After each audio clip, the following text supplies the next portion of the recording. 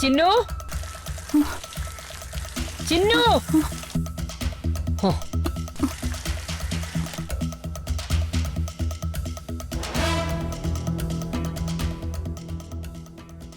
എന്താ madam? Madam എന്നെ വിളിച്ചോ? വിളിച്ചാ മാത്രമേ നീ വരുള്ളൂ.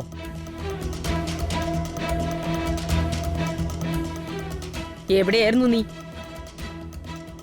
പണിയെടുക്കാതെ എന്നെ പറ്റിച്ച് നടക്കാന്ന് നീ കരുതിയോ? ഞാൻ പുറത്ത് ചെടികൾ നനച്ചോണ്ട് നിൽക്കുമായിരുന്നു. മിണ്ടരുത്. എന്തു പറഞ്ഞാലും അതിനൊരു ന്യായം കണ്ടെത്തലാണല്ലോ നിന്റെ സ്വഭാവം. എന്റെ ക്ഷമയ്ക്ക് ഒരു അതിരുണ്ട്, പറഞ്ഞേക്കാം. ആ, എനിക്കൊരു കോഫി വേണം. അയ്യോ മാഡം, ഞാൻ കരുതി. നീ എന്ത് കരുതി എന്ത് കരുതിയില്ല എന്ന് എനിക്കറിയാൻ താല്പര്യമില്ല. എനിക്ക് കോഫി കിട്ടേണ്ട സമയത്ത് എനിക്ക് കോഫി കിട്ടിയിരിക്കണം. പോയിക്കൊണ്ടുവാ. ശരി മാഡം. ആ, എനിക്ക് മാത്രമല്ല, എല്ലാവർക്കും കൊടുക്കണം.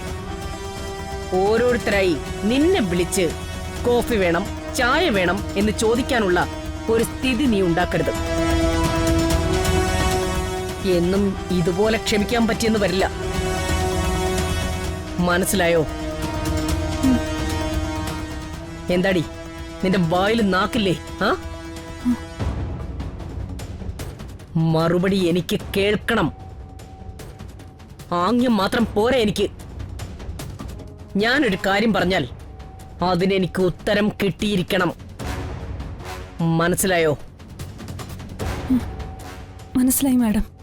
എങ്കിൽ എന്റെ മുഖത്ത് മിഴിച്ചു നോക്കി നിൽക്കാതെ പോയി കോഫി എടുത്തോണ്ട് വാ.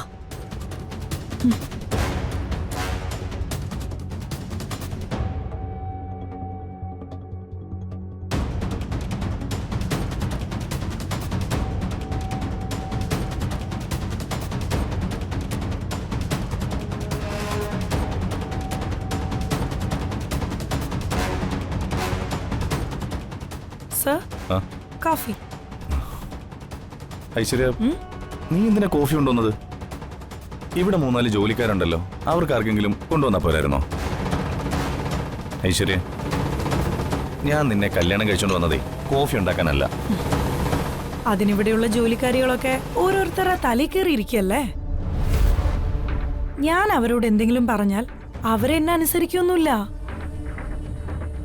അതിലും ഭേദം ഞാൻ തന്നെ എന്റെ ഹസ്ബൻഡിന് കോഫി ഉണ്ടാക്കി കൊണ്ടുവരുന്നല്ലേ. ഐശ്വര്യ, നീ എന്തൊക്കെയാ പറയുന്നേ?